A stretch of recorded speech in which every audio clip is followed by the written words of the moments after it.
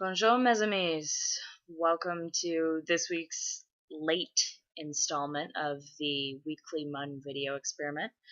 I was delayed due to some familial issues, which we won't go into at the moment, aside from the fact that my mother is completely fucking ridiculous. As a matter of fact, we're just going to dive right into the questions with a comment actually from Liram Vivaldi from last week's video asking what the experiment is. The experiment is whether or not I can make it through an entire video without breaking down and freaking out. That was the original experiment. Can I make it through an entire weekly video segment, stay committed to the weekly video segments? Is anyone interested in weekly video segments? You could say it's kind of an ongoing research project, if you will. So without any further ado, let us move on to a few questions.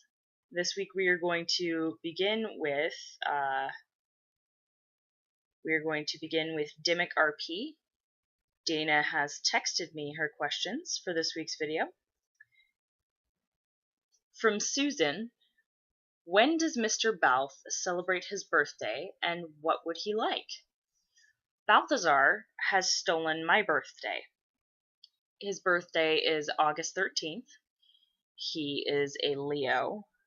Nobody who knows him should be even remotely surprised by that, because he is very much,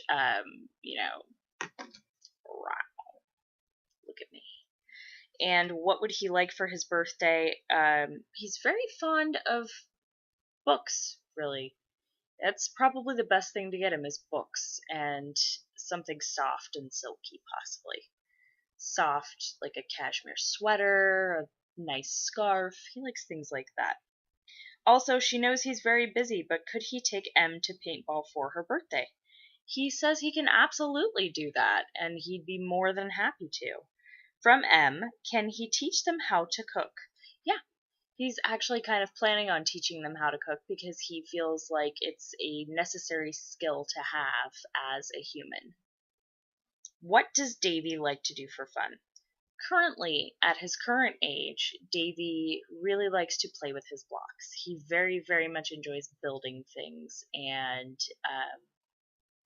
playing with cars and airplanes. He's pretty much a standard little boy. He really likes his blocks and he really likes his cars. Okay, good questions, Dana. I like these questions. Okay, I'm moving on to Silenced Archangel, who is in my inbox. I can put my phone down now. Woo! In case you guys can't tell, I actually got a haircut today. My faux hawk is a little bit more disciplined because it's shorter. I like it. All right, for Mun and Muse, Team Michael or Team Lucifer? We've both pretty much universally agreed Team Lucifer, except for in your Michael's case, because your Michael is pretty much the only Michael that we've had any experience with that is not, for lack of a better words, a giant bag of dicks, to paraphrase Gabriel. Do you ship Balth with any of the Marauders? No, actually, shockingly. Balth is really good friends with my Remus Muse. Platonic friends, which shocked me because Balthazar kind of ships himself with everyone. But no, I don't actually ship him with any of the Marauders, not even Sirius. I don't know how it happened. Remus or Sirius? Remus, hands down. I love Sirius to pieces, but Remus I've always felt a very, very strong kinship with him. Favorite pet names that people have given Balthazar? People don't really give him pet names. Well, okay, no, that's not correct. They do give him pet names. I would have to say that one of the top is definitely Camael. Yeah, she calls him bath salts, and I think it's fucking hilarious. And then Sarah actually calls Balthazar mon baryton, which means my baritone in French, because Balth is a baritone, and that is what he was in the angelic choir back when she taught him. He taught him. Sorry. If you could force Balthazar to do one thing, what would it be? tell someone how emotionally fucked up he is and let them help. If he could force you to do one thing, what would it be?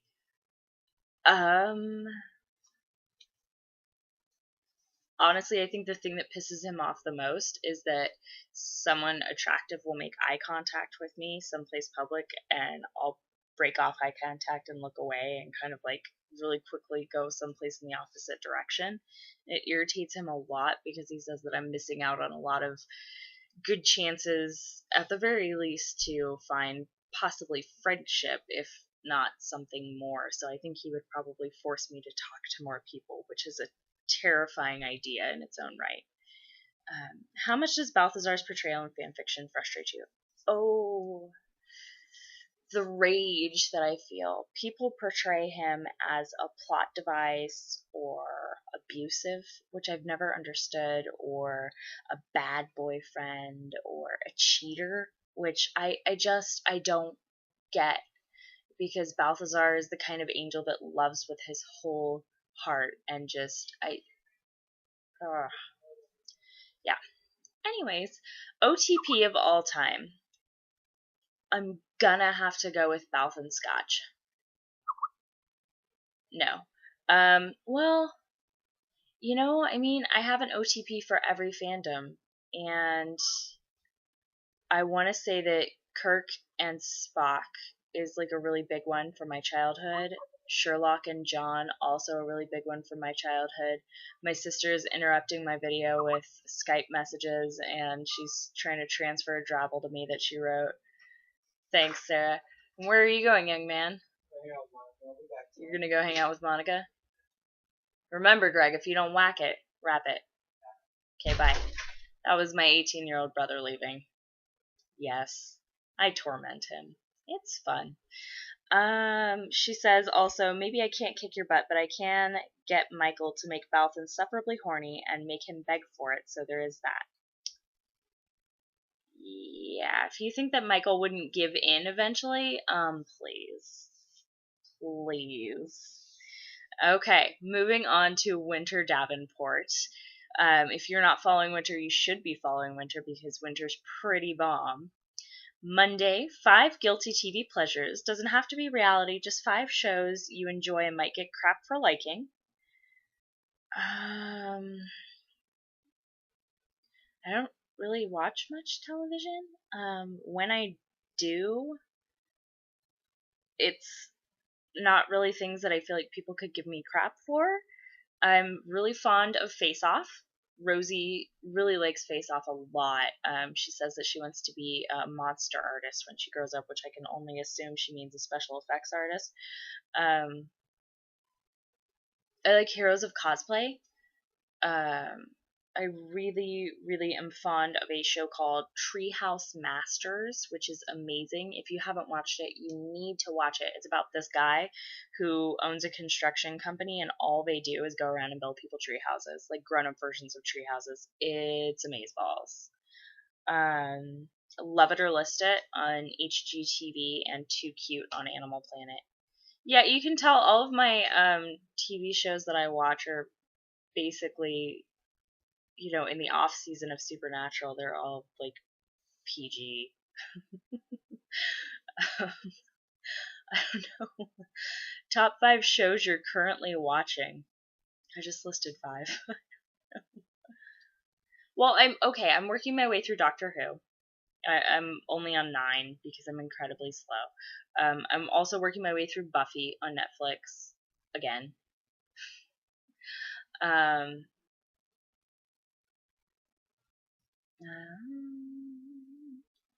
Being Human, the BBC version.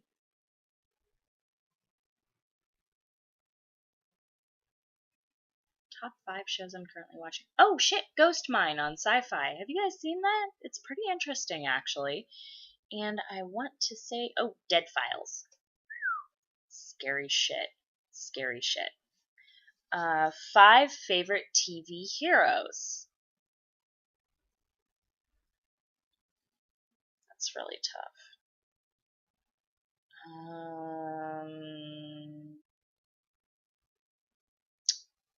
The little girl from Doc McStuffins.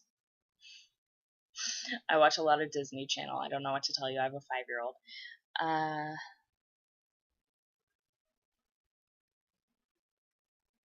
Oh, you didn't specify TV shows that are currently on the air right now. Buffy, Spike. He was kind of an anti-hero. No, that's still a hero. Xander Harris.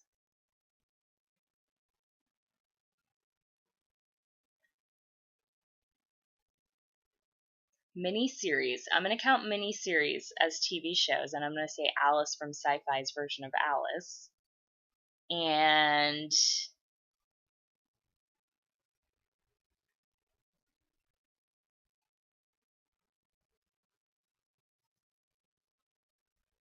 Sam and Dean. I count them as kind of like one entity because together they're almost like a real whole functional human being. 5 TV villains. Oh shit, this is going to be all supernatural. Crowley, Lucifer, Alistair, Abaddon.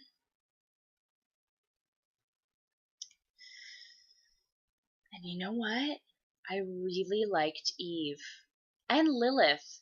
Oh my god. Supernatural has the best villains. I don't know what to tell you. Rain or sunshine? Rain. Crafts that you enjoy. I don't really do many crafts.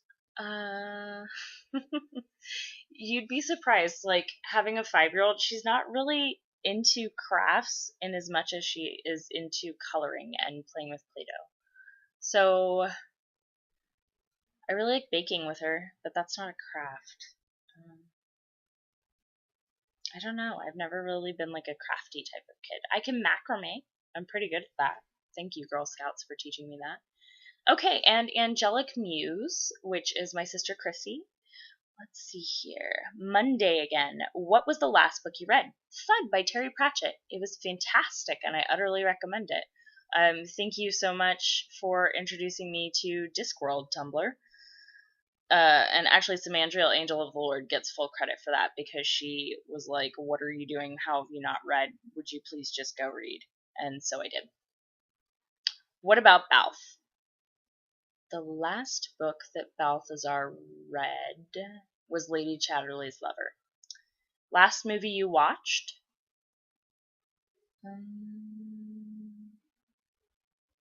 Savages.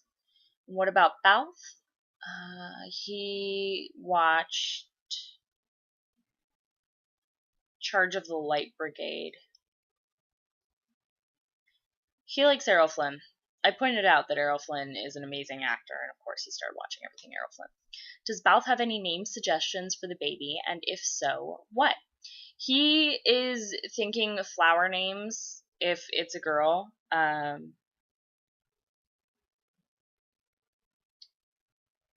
Unusual ones, not like Petunia or Primrose or anything like that. Not Azalea. It's too close to Azazel, he says, and that's irritating as hell.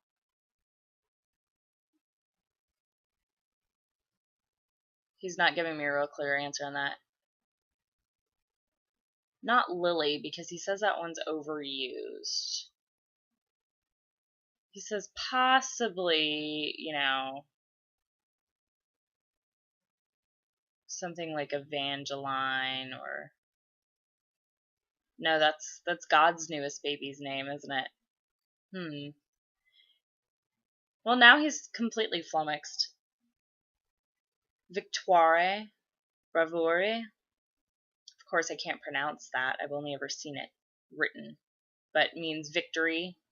In Victoire is victory in French. Bravure means bravery. He says Felicity is also a really good name. That was the name of one of his charges, the one that was on the Titanic. He says Temperance is a stupid name. No child of his can be named Temperance. He's pretty convinced of it.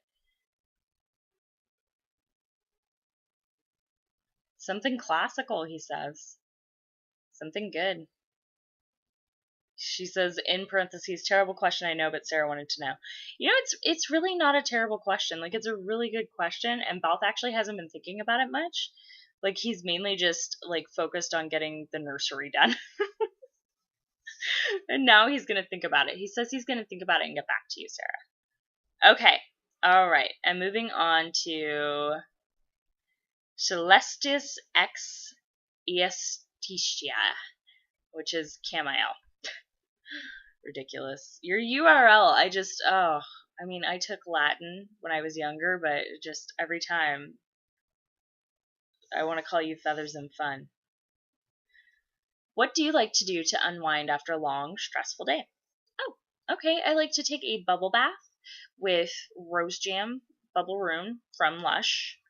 And I like to bring a glass of sparkling water with a slice of lemon in there with me, or a cup of tea, depending on how cool it is, and listen to Welcome to Night Vale. That is my new go-to for unwinding after a long and stressful day. Balthazar likes to drink scotch and listen to his Tchaikovsky records in front of a roaring fire, preferably while it's raining. Dark milk or white chocolate? Dark chocolate, because milk chocolate is too common and white chocolate is Satan's own handiwork. What's the most precious thing you own? Technically, I own my child. No. The most precious thing that I own, a thing, like an object, it's probably, I actually have a really cool wind up watch. It's a pendant watch, and it's gold, and it's beautiful.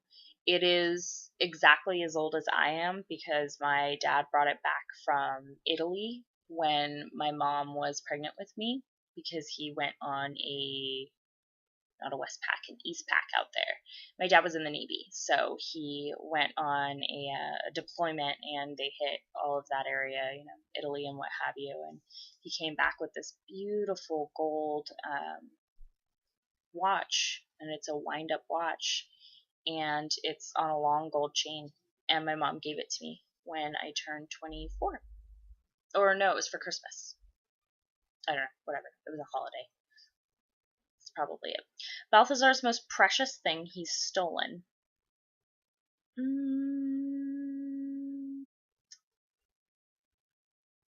He wants to say feathers that all the Fledges have shed that he raised. And it's not so much stolen as it is that, he was there and they were shedding, and he just happened to keep some of their baby down. Ever see The Princess Bride? Of course I have. If you haven't, I'm judging you. Well, you can stop because I've seen it and I can quote it back and forth, and that's my favorite movie ever. And if so, favorite quote. BTW, I can totally see Cam forcing Balthazar to watch that for movie night. I also still want to see them have a soap bubble war because cuties. It's a toss-up between ROUS's, rodents of unusual size. I don't think they exist. I'm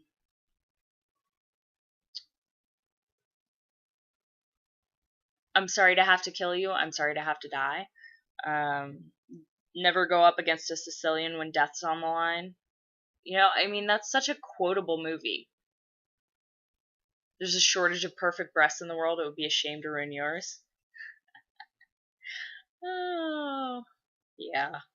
I could quote that movie all day. Worst pet peeve. If I'm driving, it's people who drive slow in the fast lane, because it pisses me off, because you should not be in that lane. In every state, that is a passing lane. In California, that is the fast lane.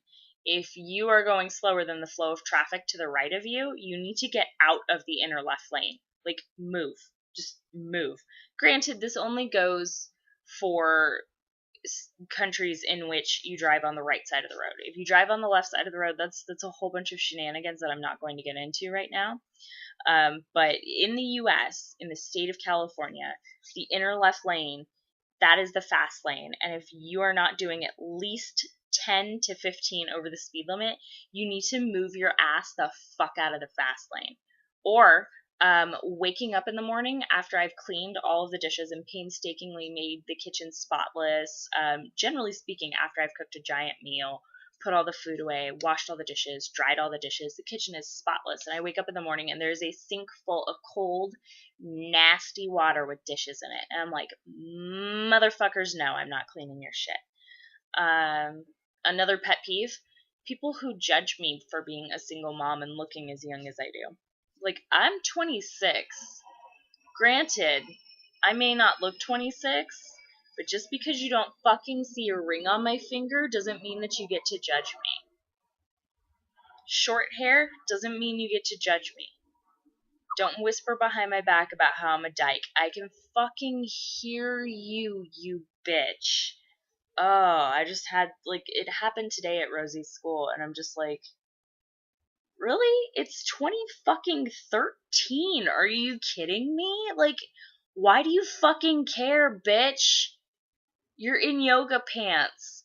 You look like you don't do yoga. Like, fuck yourself. Leave my business alone and I'll leave your business alone. I don't care what you do with your life. You shouldn't care what I do with my life. As long as you see me obeying the law and I see you obeying the law, we have nothing to ever cross paths about. Like, none of your fucking business, none of my fucking business. Wow, that kind of got me worked up. Balthazar's biggest pet peeve? Like, pet peeve and not, like, shit that drives him, like, absolutely bonkers, rage face, wants to kill people. Because that's a very short list. People who abuse animals, people who abuse children, people who abuse women, people who abuse people that are weaker than them. Like, abuse pisses him off. But his biggest pet peeve has got to be that every piddly little demon seems to think that they can kill him because he's an angel and they're a demon, and that makes them big and scary. And he's like, excuse you, I have been on Earth since, like, 1053. Do you seriously think that I haven't learned a few tricks along the way? Do you seriously think that I would be able to fake my own death, make off with the heavens of weapon, make a name for myself in the business of stealing souls without knowing how to kill a demon? Are you kidding me? Are you kidding me? Like, apparently it happens fairly frequently. He'll get accosted at crossroads and people will be like, so I'm gonna kick your ass now. And he'll be like, are you fucking kidding me right now? Like, really? Really? Really? Because I grew up with archangels, and you, honey, you're not frightening. Like, back away. Go on, child. Move it along. Ugh. Pisses him off. It pisses him off. And finally, and most importantly, the question everybody is dying to ask, can you paint with all the colors of the wind, Dawn? Yes. Yes, I can. I can paint with all the colors of the wind. It's about the only thing that I can do because I can't remember the rest of that song. It's been a long time since I've watched Pocahontas. Mainly because that movie gives me the feels super hard. Yeah. Also, she says, I have the waterfall picture signed and ready to be sent to you whenever you'd like me to send it. With the kitty cat smiley face. Hope your little girl will end up loving it with a heart. Now, Froggy is an amazing artist and actually just won a competition for her arts. And she is very graciously sending me this amazing waterfall picture that she did, because she sent me a link to it and, like, she showed me, like a picture of the picture, whatever, I don't know, shenanigans. I saw it. It was amazing. And it's like this foam and waterfall and, like, rainbow, and it's just, whoa. I was like, I want to hang that above my child's bed. I want that to be the first thing she sees when she opens her eyes in the mornings, because that is just mystical, magical badassery. She's amazing. Asked to see her art because she won a competition and she's fantastic. I'm just saying. Okay, so moving on. Now that Froggy hates me. Love you. Scotch the Demon Boy. Jay has questions. Monday question that isn't really a question. Funniest childhood memory, go. Okay. So when I was a kid, we were stationed in Guam. And being that we were stationed in Guam, we, until base housing opened up, had to live off base. Sorry, I'm a little bit dehydrated. It was really hot here today. Being that we were stationed in Guam and being that we were military, we were supposed to live on base, but no housing was currently open. So we lived off base in a family compound in the village of Jigo for quite some time. So anybody who's ever been to Guam and been to Jigo, hey! We were there from 92 to 94, and we knew Eddie and Ellie Arturo. And anyways, our next door neighbors had a son named Junior. I assume he had another name, but everybody called him Junior. Now, Junior was forever coming to the house to fetch me to see the animals that his older brothers and cousins and uncles and his father had brought out of the boonies. And these animals were kind of like learning experiences for us kids. So they would come and grab us, and it would be me and Mom, because Dad would be at work, and it was before my brother was born. So me and Mom would go over and see the new animal and, learn what was dangerous about it and where it lived and, just basically whatever. So we go see a coconut crab, find out that they can cut through a man's finger because they shove a dowel in there that is the size of a finger, and it chops through it with its pincers, claw thingy, what the fuck ever. Terrifying. Coconut crabs are terrifying, but they are tasty as fuck if you boil them in coconut milk. I'm just saying. They had a monitor lizard and they walked it on a chain. It was amazeballs. So I go over and there's this fat boar. I mean, this huge ass pig. This boar. 4 tusks. It's got the bristles and shit. It's big as fuck, okay? And I'm like 5 at the time, 5.5, maybe 6. Not 6. No, I was still in like kindergarten. It was like the summer after kindergarten before my 6th birthday. So I was like 5.5-ish. I was like, oh, it's a piggy. And Junior goes, yeah, it's a pig. And I go, what's his name? And he goes, Dinner. And my mom is giving him like the dirtiest fucking look, right? And Junior's just grinning from ear to ear. Dinner. His name is Dinner. So that weekend there was a fiesta. Okay. And a fiesta is a big ass party with a lot of food, for those of you who don't know. I'm sure you can see where this is going already, but I was 5.5 at the time, so I'd really like to remind you of that. So we go to the fiesta, and there's a big roast pig on the table. And so I go, hey, Junior, where's dinner? And my mom is like giving him this look like, motherfucker, you started it. Now you're going to answer the question. Answer my little girl's question, you little shit. Junior couldn't have been more than like 8. Junior looks at me, looks up at my mom, looks at me, and his dad's like, Dinner? And Junior goes, and I go, yeah, Dinner the pig. And he goes, Dinner the pig. And Junior goes,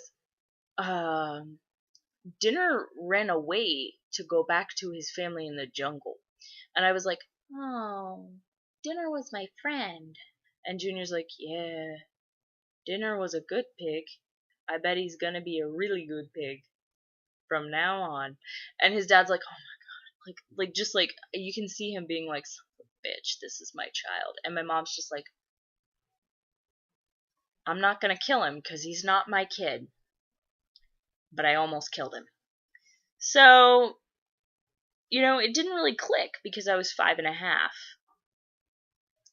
Years later, we're stationed in Maryland on a different base. Or Dad's stationed in Maryland, and we moved with him, obviously, on a different base.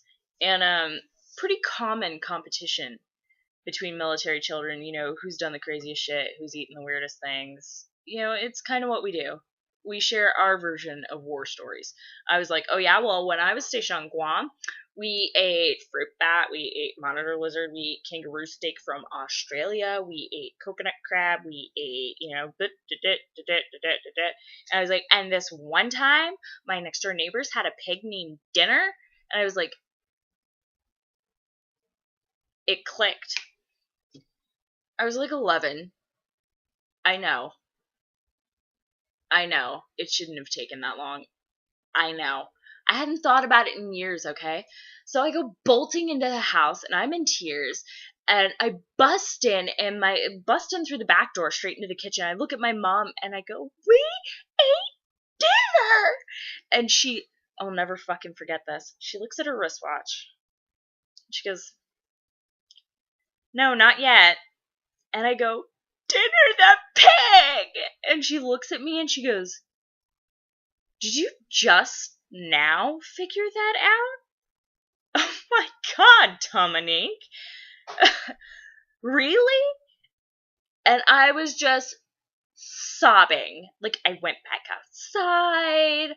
I went and I hid in the woods up in, like, a hunting platform thing. I wasn't supposed to be up in them. It's a hunting hide, and you get up there to hunt for deer and whatever. I wasn't supposed to climb up, but I was hiding up there because I was, like, sniffling, and I was like, with my friend. I was really upset. That's my funniest childhood memory. Fuck you, Jay, for making me say this out loud. Oh my god. All right, and moving on to his next question.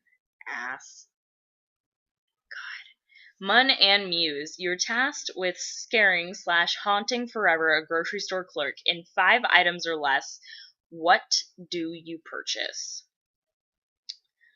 A variety of different shaped gourds and 2 different kinds of lube. Yeah. Or, alternatively, bleach, a tarp, rope, and a shovel. And possibly a very large knife. Or, even more alternatively, you know those electric turkey cutter knives that help you get through, like, the flesh and the bone? And a tarp. And some fishing weights. Because they don't know, am I using it for fishing or am I using it to hide a body? I don't know. Could be either one. Wow, I'm really pretty fucked up here. Yeah. Yeah. No. Oh, lighter fluid, bleach, a tarp, and a shovel. Yeah. That's what I would buy. Or, lube and an assortment of gourds. It depends what kind of a grocery store I'm at. I mean, am I at Walmart Supercenter where they have groceries? Or am I at, just like a random grocery store? Because if I'm at a random grocery store, then they're not going to have a tarp or a shovel. But if I'm at, like, a Walmart Supercenter, then they're going to have a tarp and a shovel and bleach and lighter fluid. I'm a terrible person. It's all about what their mind jumps to.